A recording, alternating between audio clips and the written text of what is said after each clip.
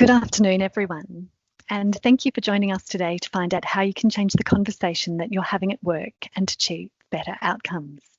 My name is Catherine Metheringham, and I am an Assistant Director in the Strategic Programs team within Comcare's Education and Engagement Group.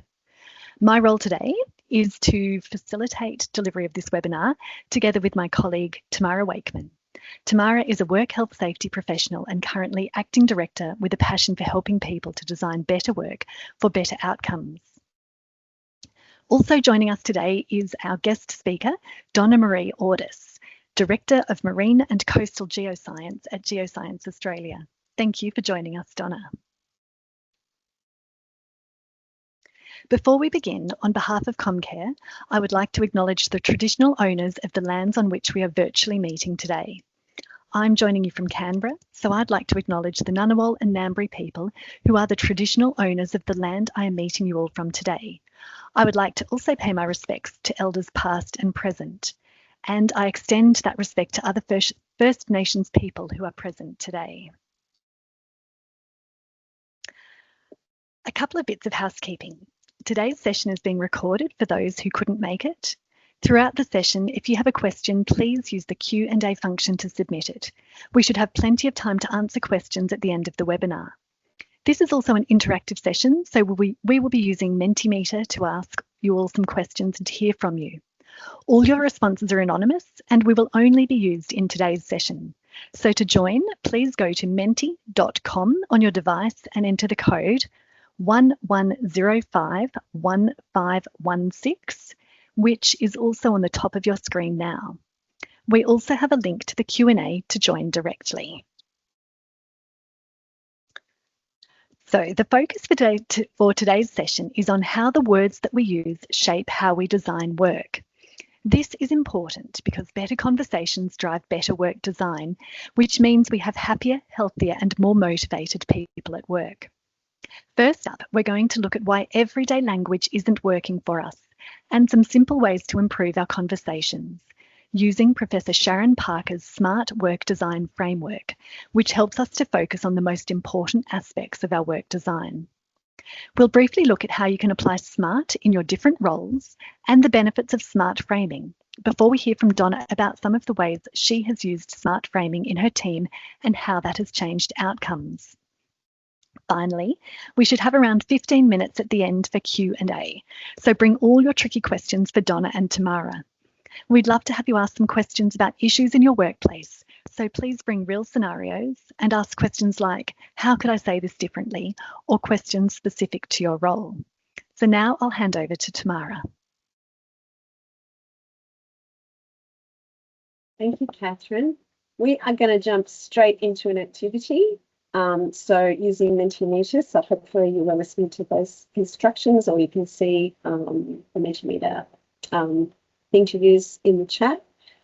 So what we've got is a pretty common workplace scenario. Hopefully, I think aspects of it at least will ring true to you.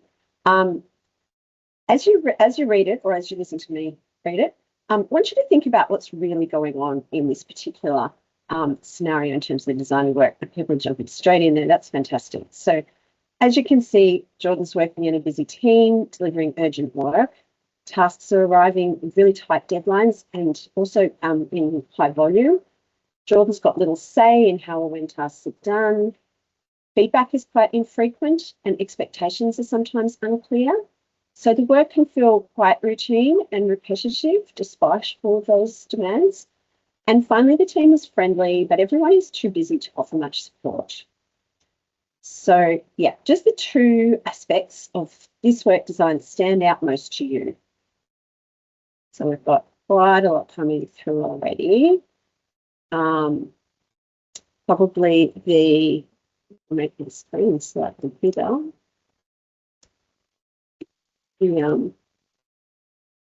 Can't read the demands. I think it's the demands at the end that are the most common one. Role clarity, second issue. Support from the team's an issue.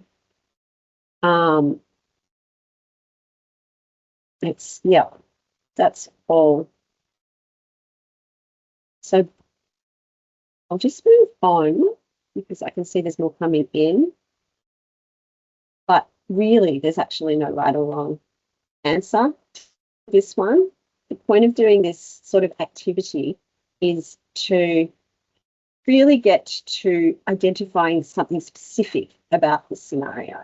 So we don't want to just say, well, this is a really stressful job, or this job really sucks. We want to get right to why is this a problem. And at the moment, 46 people are saying there's one particular aspect that you agree is a big problem. All right, so we might move on and really talk about, I just want to talk about, this problem that we have with everyday language.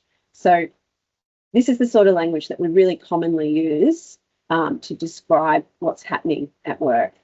So how many times have you said, or maybe you've heard other people say, this is a really high pressure role, or our team is really stretched at the moment, or even people just really need to be more resilient. So they are really common things that many of us have said before, but they're really unhelpful when it comes to dealing with the problems that they're referring to, because they don't really tell us what we need to change. They describe in quite general terms the experience that people are having, what people are feeling, but they don't point us towards the design factors that are at play. And actually, it can be worse than that, because sort of vague language doesn't just obscure the real issues underlying it, but it often personalizes problems and, encourages us to look at what's happening for the individual and shifting away from what's happening in the system. What is it about the system design to, what is this person doing? What's their behavior in the workplace? So a really classic example of this would be someone who's feeling very stressed at work to the point where their performance starts to decline. So in that situation, there's likely to be some really significant work design factors at play that are really driving the situation. But if the conversation is all about stress and performance, it turns into a situation where the manager is usually trying to fix the person and not the work. And that's a really unproductive path to go down. So instead of using those broad labels like busy or stressful, we can start to use smart work design language to describe work in terms of those factors that that SMART identifies as being really critical. So having stimulating work, so that's work that's really varied, interesting and meaningful. In Georgian's situation, that work was feeling quite routine and repetitive. So that tells us that stimulation is lacking. So mastery is about having role clarity, and it's also about having feedback that really helps us to stay on track and know that we're on track, and enough visibility over the work to see where our job fits in. And in Jordan's case, the expectations were sometimes unclear, and they weren't getting much feedback either. So that really indicates a need to strengthen mastery. So agency is basically a fancy word for autonomy or control. So having that level of control over when, where, how our work is done, and our ability to make or influence decisions. So Jordan had little say in how or when work tasks were done, and timeframes were really tight.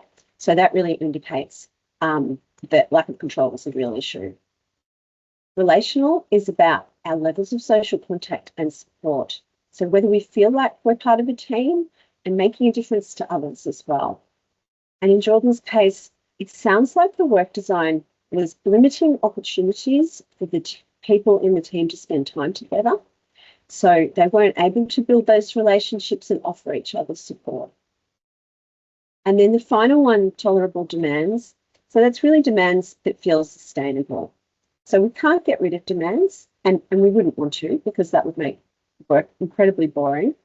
But we do need to keep an eye out for indications that demands are becoming intolerable. And in Jordan's case, there was a high volume of work, there were tight deadlines, and people were too busy to support each other. And all of those are real red flags that attention to the work design is needed. So when we can use smart language and the language of the things that go towards each smart element there, so clarity about roles, feedback, control, social contact, all of those sorts of language. That means that we can really start discussing how we can improve the work and stop just describing that there is a problem here. Thanks, Tamara. Now we're just going to do a quick check to see what you're hearing most often in your workplace, just using that Mentimeter. So I'll just wait a few moments to see what's coming in.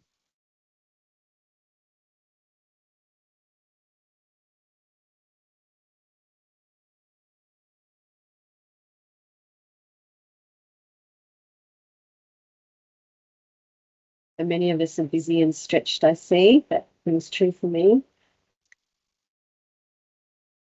Constant change. Absolutely also true. Not many people are saying work is boring. That's fantastic to hear. There is a bit of high pressure, lack of clarity, and not as much support as maybe there could be.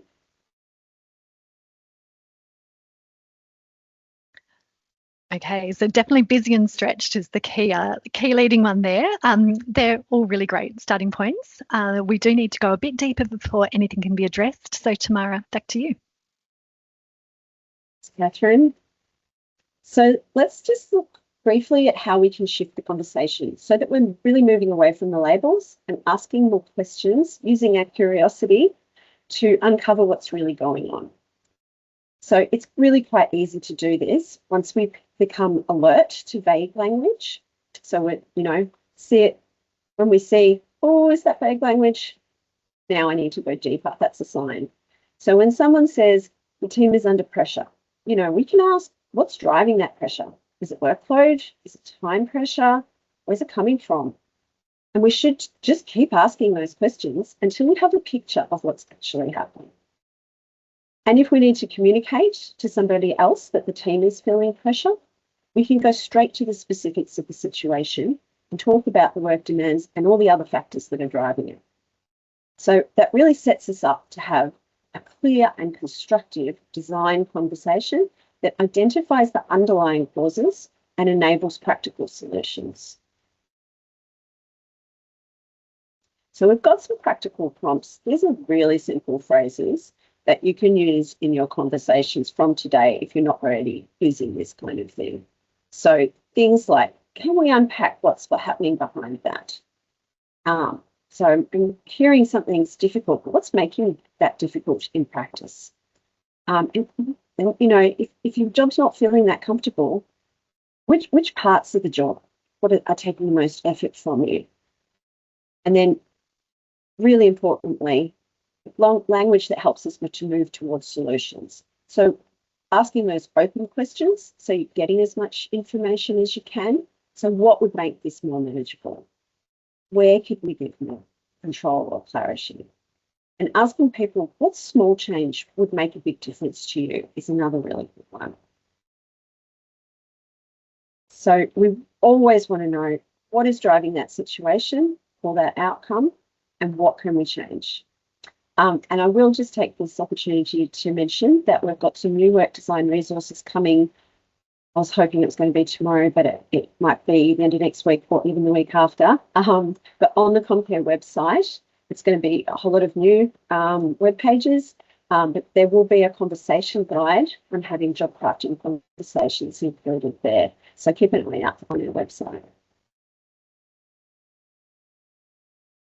And before we hear from Donna, which will be very soon, I just want to talk briefly about applying SMART in your different roles. So because it's, the benefits, I suppose, from using SMART language and exactly how you do that and who you're having conversations with is a bit variable. So people leaders are very often the first point of contact to concerns about workload, stress, or performance. And the language that leaders use when we're having those conversations can either open up or close down solutions. So using SMART framing helps us to move away from those individualized explanations towards the system level understanding.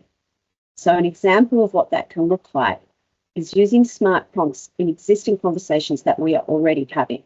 So in our one-on-ones, in our team check-ins, planning discussions, because it will help us to get straight to those sort of underlying issues and those root causes.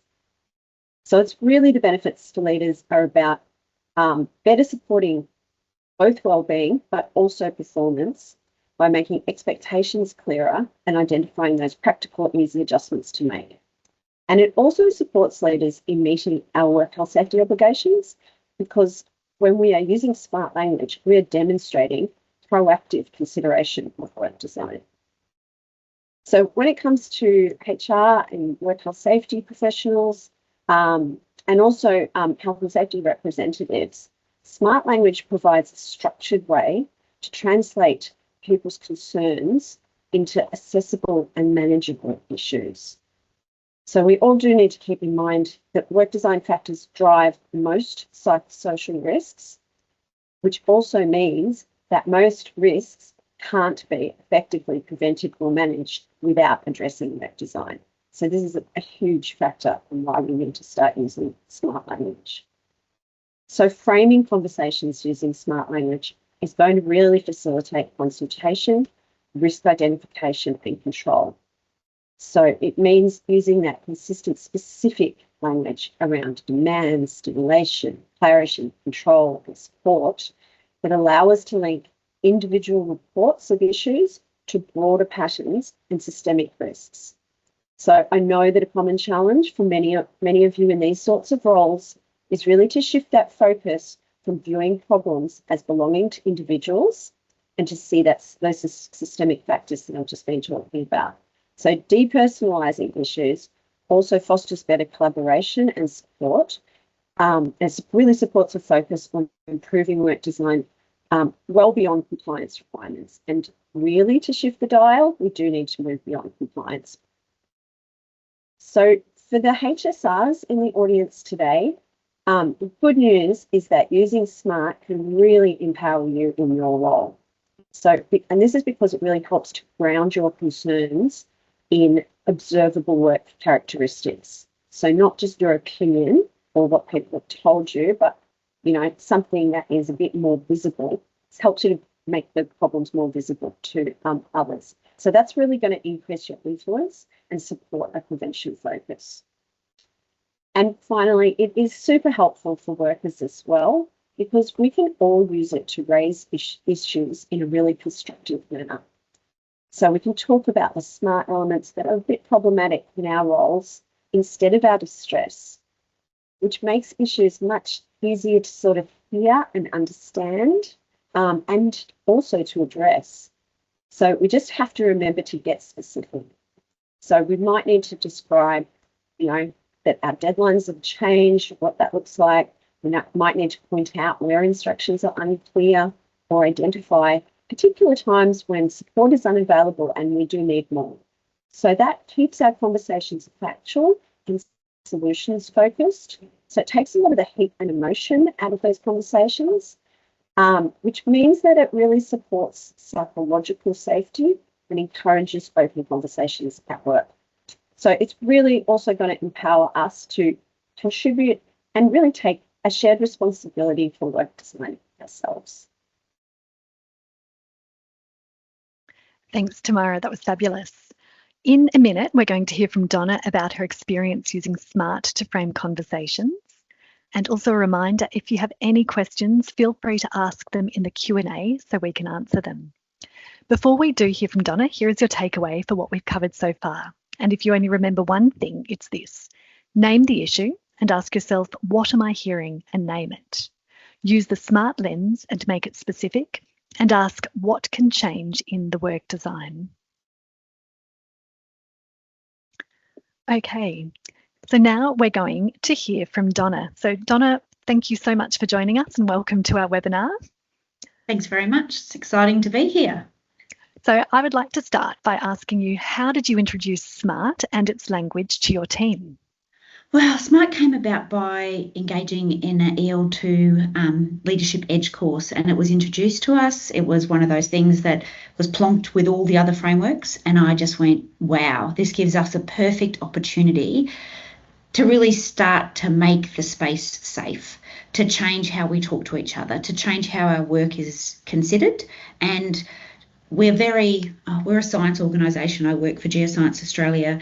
We're really focused on the specifics and getting down into the nitty gritty and being amazing scientists. But what we needed to do was be stronger collaborators. We needed to understand the space, needed to be available for us to go, hey, I'm not being stimulated in the work I'm doing right now.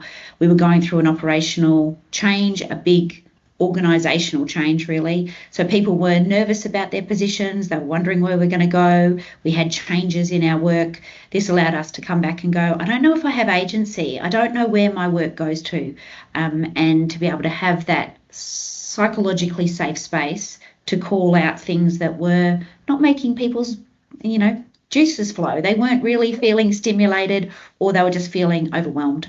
So we started using it with doing a survey straight up with the team, and came back, and most of our T's, our tolerable, was low. And that is often the case when people are learning new things. So they're not always indicative of where you're sitting, where you're always at. It's a point in time. So we need to remember that when we do the SMART survey, it's a point in time, and you have to tie it into what else is going on in context with your work. But it really started the conversation and has been an absolute winner for us as a team. Thanks, Donna. Did you have any pushback from your team when you introduced SMART in the survey? Yeah, I think they thought I was a bit woo-woo, and that I was actually, bringing something else in, and I was trying to understand their personalities and, getting them to reflect on themselves. So we were in a real growth space. I was a new leader in a team that had been together for a very long time. So I was breaking some silos and behaviours. And so it was like, oh, really? Here's another thing for us to do. So we made it part of our work, and it is still part of our work. We discuss SMART every sort of team meeting. How are you going? We actually have a way that we start our week. We have a stand-up that goes for about 5 minutes. Everybody has a short, there's 3 things that I've got on this week, and how am I feeling? So I can now gauge from 100%, like I say, out of 100, how are you feeling? Most people are sort of at about 80, 70 at the beginning of the week. And then at the end of the week, we have the same thing, but we call it the round out. How did you go? And how are you feeling now? And I'm really gauging that change. If the scales have flipped, I'm starting to say, so, hey, you started at 80 and now you're at 20. What happened this week? Did you get the things finished that you set out to do at the beginning of the week? So although we're not talking SMART language, we've changed how we're gauging people's behaviour. One of the things that's quite hilarious is my team are very, very scientific. And so they really struggled originally with the percentage because they couldn't get 100%. So they didn't want to use a number. I was like, oh, I'm not judging you on your 100%, but what I'm trying to say is I need to see if the scales are tipping, and if you are feeling, stimulated enough, you're getting your jobs done, and at the end of the week, you still have something left in the tank to go home and have a weekend with your family. So it's become part of everyday language in our team, and we do use the quiz quarterly at least in our team to see how we're going, or when we've got some changing deliverables and timelines, etc. But really the biggest thing was the pushback came from, she's going to introduce something weird and now we've got to speak in a different language. So I did have to kind of phrase it differently, and I got my APS 6 on board to actually run it. So we built one of our team members' skills. She ran the course. I just sort of sat behind and actually went, I'm supporting you as your sponsor to do this, but we sat together and went, we need to dig in deeper and we need to really think about how people are receiving it. So we didn't just grab it and just go, that's it and it's done. It's now threaded through all of our work and is something I actually have in my APS 6's PDP, and we discuss how we're going to, evolve it and roll it out and how we're using it to actually build the team. Thanks, Donna. That's great. And what a brilliant idea to have one of your team members be the lead for the project to sort of deliver it within the team. You've mentioned a couple of ways you've tried to embed SMART and that sort of language and framework in your everyday work. So having it in your APS 6's PDP as, running it, having your weekly stand-ups. Were there any other ways that you've embedded it as part of your everyday work?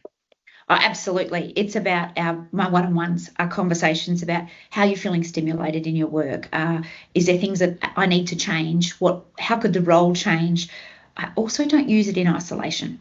I use it with other things like the 6 Working Geniuses from Patrick Lencioni, which actually has 6 different types of working genius, and 2 of them make your coffee boil. They're the things that get you excited, and they're the things that you're passionate and stimulated by.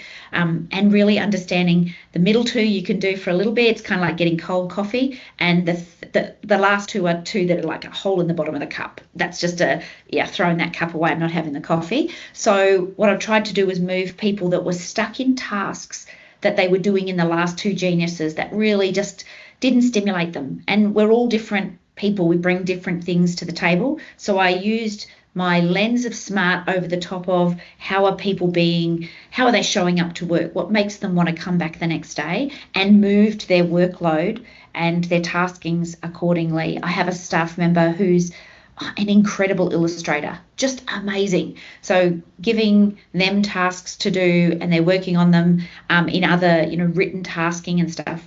Really just nothing bubbling there. Move them over, got them training in Illustrator, making block scientific diagrams. Amazing change in the mood, the culture, the whole difference in the team. I would say we've hit stimulation, we've hit mastery. She actually knows exactly what she's delivering to the team, and her work is tolerable because she's enjoying it, and she can do those things, and she really knows where that fits in our impact from Geoscience Australia, an important part of it. But we wouldn't have tapped into that had we not been talking about how do you move your genius into your work and make your SMART levels really wonderful. Yeah, definitely. Threaded through everything, a quarterly survey. So we do a quarterly survey on our back to base. We talk about that, and I might throw another one in if we've got some changes. So it really is, it's not something separate. It's just part of our workload. Thanks, Donna. And what a great example of, tapping into someone's strengths to make that work stimulating and get those great sort of results for that individual and work. You mentioned before that one of the psychosocial risks you had in your team was change. So how did SMART help you manage that psychosocial risk or others that may have been there? I think it gave us some language to talk about, and it gave us the opportunity to also think about our work as the space we're working in, not the individual in that space. And so the language allowed us to go, our jobs have changed. We've got a whole bunch more administrative. We have to be doing procurement and contracting. That's not additional administration. It's actually part of being in the APS. So that was a big change for the team because they've been working in scientific research. And so they're going, oh, you've changed our job so much. So really understanding how this change is influencing them, and then really watching where they were not feeling stimulated or they really struggled. Their mastery levels were really low when we first started the more administrative APS stuff, and they were feeling really stretched. So it was, and not really stimulated, which was bizarre because it was like, it's pretty hard stuff to get your head around. But as we did some more surveys, and we did more over that time, we could see that as they became more mastery, they knew to tap other people on the shoulder, to lean out to contracting and procurement, to talk to the legal team, to talk to each other, to, work on projects together. That made a real difference. And I think it's the working together that really made the difference, and having that SMART framework being delivered by a team member and her checking in. Also, we ran a survey behind to dig deeper on the SMART. We created our own survey, which is pretty much those questions you asked or showed up earlier, was like, so what are the challenges you've got in your job right now, and how are you going? How would you like us to tackle them? What are you thinking? Do you want to do compressed hours? Do you want to have so my illustrator actually has a Thursday off so she can lead an art class. So she has compressed hours. So once a fortnight she goes and she actually is taking an art class that she is responsible for, and her benefit to work, she feels vibed, and you can feel it. So really starting to think about how do we deal with the change and give people the space so that they can have time to work with that change.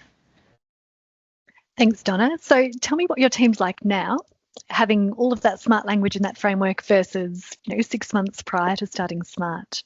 Oh, look, we had moments where there was rolled eyes, there was poor language. There was, you know, things that I would almost say as an outsider coming in that you would have called code on and gone, how is this happening?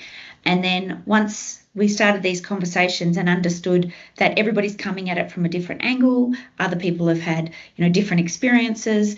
We've got a team that at the moment is actually humming. Yesterday I got up and went, look at you all. They're like zipping across, talking to each other, doing things. I actually went over to one of the team members who's acting up and doing this role of leading a project for remapping the whole of Australia's geomorph in the ocean.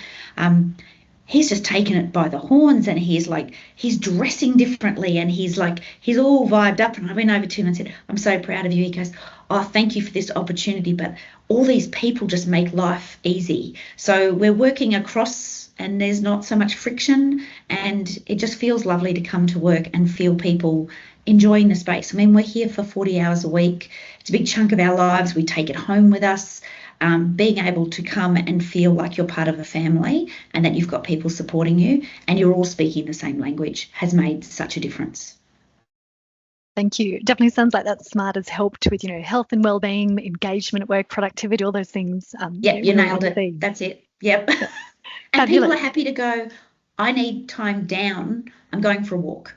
I'm going to eat my lunch and I'm going to take an extra half an hour. I had a team member who rang up on Monday and said, oh, I'm just not vibing yet. I'm really feeling flat. I said, take the morning, get yourself sorted, come in at lunchtime. And she actually came in and said, I really appreciate that. I wasn't in the mood, but felt safe enough to come and say, my mental health is just as important as my physical health in coming to work. And showed up fabulous at lunchtime. Mm-hmm. But she said, I would have been a Debbie Downer if I'd come in the morning. Yeah. So it's lovely. It's just given us some language. Yeah, so that language, it sounds like, has given that space for those safe and honest conversations between your team. Definitely, yeah. Perfect. All right, one last question before we get on to the Q&A that's come through. If you could just give one message to people out there thinking of starting SMART with their team, or, you know, one tip or some advice, what would it be? Don't think of it as a task. Actually weave it into the work you're doing and let it take its time. Let it just simmer along and put it on the table, let people absorb it and let them see the positivity of it. But I have heard back from other people, oh, you know, that's another thing on top of our BAU, and how are we going to fit it in? I don't have enough time. And what really comes out of it is it needs to be weaved through your work, and be gentle with it, and it will blossom. What you put in is what you get out. Thank you so much, Donna. So lovely to hear your journey using SMART in Geoscience Australia. I'm now going to move on to the Q&A. So thank you to everyone who submitted the questions. I will start with one for you, Tamara, which is, how do you shift organisational conversations from individual resilience towards systemic work design solutions?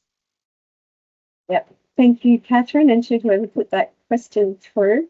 I think we really do have to change our understanding about what's effective, and resilience. We still need resilience in the workplace, right? Because, you know, we work as people were pointing out in their own workplaces, they're feeling stress, it's busyness, there's a lot going on. Change, we could see was coming up as the second highest score. It's pretty constant change. We're in the APS, we're responsive to government. But the answer is not so much in building up individual resilience, because actually we can't really influence that very much at all. And I think the evidence is pretty clear that most of the health and wellbeing kind of initiatives that attempt to build that resilience are not effective. Okay, so what SMART does, if we're using that and we're getting that sort of message across to our senior leaders, that what we want to be aiming for is organisational resilience.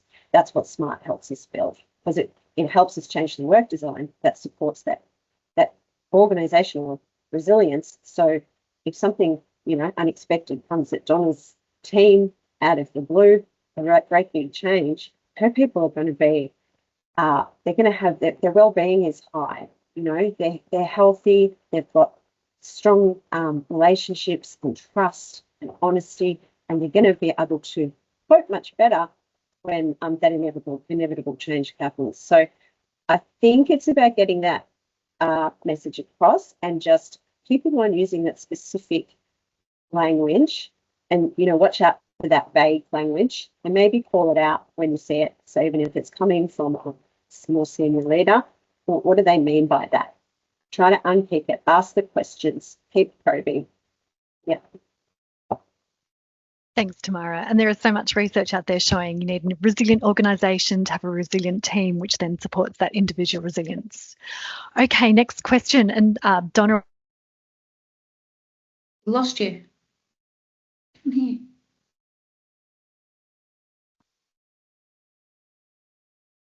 Now? No. A little bit better. Yep. You're back. I don't know what happened. Okay.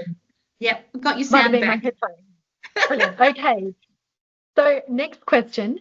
Smart work design is a great start, but don't you feel that organisations need to close the gap between work as imagined, so that management perspective, and work as done, so staff at the coal face? Yep. Can you just say that? Can you start again from just like start the beginning, because I think I missed the beginning part. Sure thing. So smart work design is a great start, but don't you feel that organisations need to close the gap between work as imagined, so that management perspective, and work as done, so staff at the coal face? Oh, absolutely. We had a wrap up of a big project today, and if I'm talking to my branch head imagines this work, and then my team delivered something, and that was like, you did over expected of what was imagined from her. And I was going, how did this get perceived down the line? Was it that we didn't give the information at the beginning and understand how we were working through to how we delivered this project, which was well and truly above what she says is minimum viable product? But it was understanding where we have that agency, what we were trying to achieve, that relational, deliverable components that we had, and really being able to communicate at a table what we're trying to work through and who's got the right skills. Everybody was very stretched. The timelines were insane. We had very poor communication at the beginning with another government department. At the end, we had great relationships built. The vibe on the closeout today was, we did great. We're really resilient. We did all these things, but we were able to have the conversation about where wasn't it working, and it was a safe space. People were really honest, and everybody came away going, yeah, we really did learn something from that space. So what is the organisation thinks we're going to deliver and what we actually have to deliver has a whole bunch of personalities, a whole bunch of expectations in there, and we're able to have the conversation. And because everybody was working smartly, they've all come out of it okay. We've had a couple of, people really struggle with the resilience component. And when we talked about resilience, I was saying to the team today, you're resilient, but you're also really vulnerable. If you're not in the right space, it's kind of, my past is in working in coral reefs. If you have a cyclone and then you have a heat wave and then you have, really poor water quality, and it's coming at the coral every day for a year, and then the next year gets the same, and the next year we have an El Nino and it's all hard, the coral that might have been really resilient becomes super vulnerable. And that's the same with our team. When we keep getting hammered with the work that's coming at a organizational level and we don't know how to push back, then our team end up they're resilient, but they're really, really vulnerable. So I think by using this tool, we were really able to understand, as people got vulnerable, we were able to build back their resilience so they didn't get hammered by, a cyclone, which it felt like at points in the project. Thanks, Donna. I love that coral analogy. There was also a comment from someone in the audience in regards to that question saying, I think that implementing conversations like this, especially when they're being hosted by leaders themselves, actually helps close that gap, helping leaders understand work as done versus work as imagined. Oh, absolutely. If you haven't got the leaders at the table to have the conversation, bringing them in at the certain right points. But also, I think the other way was having a lot of these conversations happen at the lower levels up to the leaders. So having my 6s and 5s be able to talk to the branch head and to the chief of division about the challenges that they're having really allowed everybody to be on the same plane. And I think there's some moments where our, chief of division goes, I didn't understand that we were putting that much load on you. Wow. Okay, let's reframe this. Let's reshuffle the cards so that we could deliver it without actually making people break. And people have other things on. And it's recognizing that the person that turns up to work isn't the whole person. The whole person is the whole person. And they come with their baggage and days when it's not great. But also people come with the best intention to be at work. And it's starting with that best intention. Thanks, Donna. That's great. I think we've got time for one more question. So let me have a look at what came through. Okay, so bear with me. Donna, this one is for you again, just in regards to when you spoke about percentages. So when introducing a percentage, how do you feel this would work in an environment in which there is not the space or scope to achieve a percentage? In my employment, we rarely have the same goals in which we need to achieve, and these are also dependent upon the time of year. Oh, absolutely. The percentage is it was just a thing that we eventually landed on. It could be, how are you feeling from 1 to 5? It could be, are you feeling, thumbs up, medium, thumbs down, like just using something to gauge the difference. And we really struggled. Someone suggested the percentage. We applied it. I was away for one meeting. I think that people thought that I brought the percentage in originally. And so then that flipped back to, we don't want to do percentages. We just want to say if we're good or bad. So there was a lot of moments where we moved around to find a happy medium. And I think that's really the case of, you could use a color scale. I'm bright red. I'm really, really blue. Like you could do anything you needed to do in there. We've come to the agreement that the percentage is not a percentage. It's just a scale that allows us to know, how are you feeling? And I actually had to spend quite a bit of time on, why am I putting this here? It wasn't I think it was like Tamara was saying before, it was about explaining the purpose, the understanding behind it, because it can be taken out of context, and what we don't want it is to be taken out of context. It was a gauge to see where scales were. How do we make sure that you're not starting at, like, if you're dragging yourself to work and you're at 10% every Monday, I'm going to ask, do you not like your job? Is there something challenging you right now? Have you got sick kids? Are you caring for elderly parents? Are you having a tough time? Is there something I should know about? Or is it you just really dragging because I'm giving you a task? And a quick explanation was, I was given this task many, many years ago to do some vulnerability assessments for the Great Barrier Reef. My boss gave them to me. I'm not hitting the mark. I'm feeling overwhelmed. I'm dragging myself to work. And one day he said to me, Donna, what are you doing? He goes, I don't understand. I burst into tears and I said, I hate the task you've given me. It absolutely just empties my batteries. I've got zero thinking about it. By the end of the day, I can't deliver it. I'm stuck. And he was like, oh, well, we give that to X and we'll give you this other task. And I got to set up the Reef Guardian Council's program from scratch in the Great Barrier Reef catchment.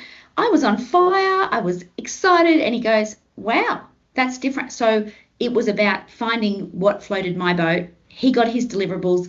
I got what I was wanting out of the value for my work. And so it gave me the understanding of this gauge thing. I was dragging myself to work. I'm dead. Battery in the beginning of the week, there's a problem. So yeah, use it as a scale. Find a tool. Thanks, Donna. That's great. You could use your coffee one of bubbling coffee and cold coffee. You could, yeah, absolutely. Now, just one very quick question to Tamara before we wrap up, which is, do APS agencies have access to the Smart Survey tool, or is that available only directly via Sharon Parker? So Tamara, how can people access that tool? Great question. I'm aware that there has been a bit of some issues in accessing that tool. So what Pershing University and the Centre for Transformative Work Design that Sharon leads have is a survey that individuals can use to assess their own work design.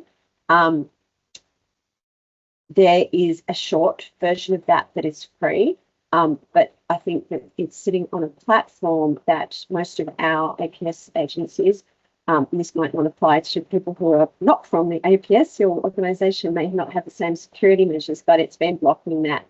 so that you can do the survey, but you can't get the report. So what we've been doing is we're working with Persian to help make the full survey available for our scheme on a different platform. So we're just in sort of the final stages of working through all the security elements of that at the moment.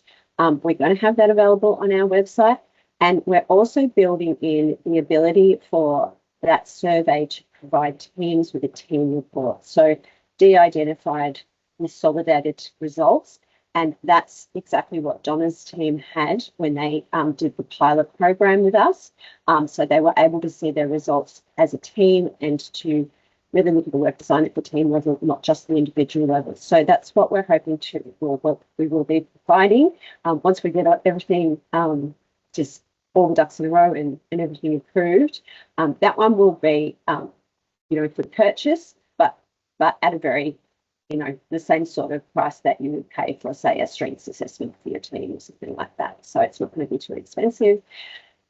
Now, there is one more thing that we're going to do that I mentioned earlier. We've got some new web pages coming up from the web page for individuals that will be available within the next couple of weeks.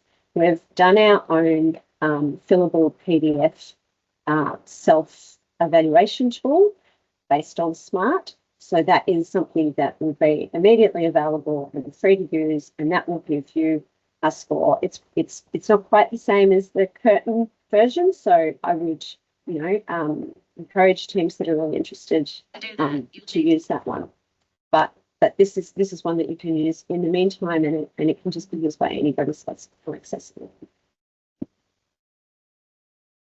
Tamara, I know we're at time, so I'm just going to do a really quick wrap up to finish off our webinar. So before we finish, we have got 3 key takeaways for you, and they are: vague words describe problems without offering solutions.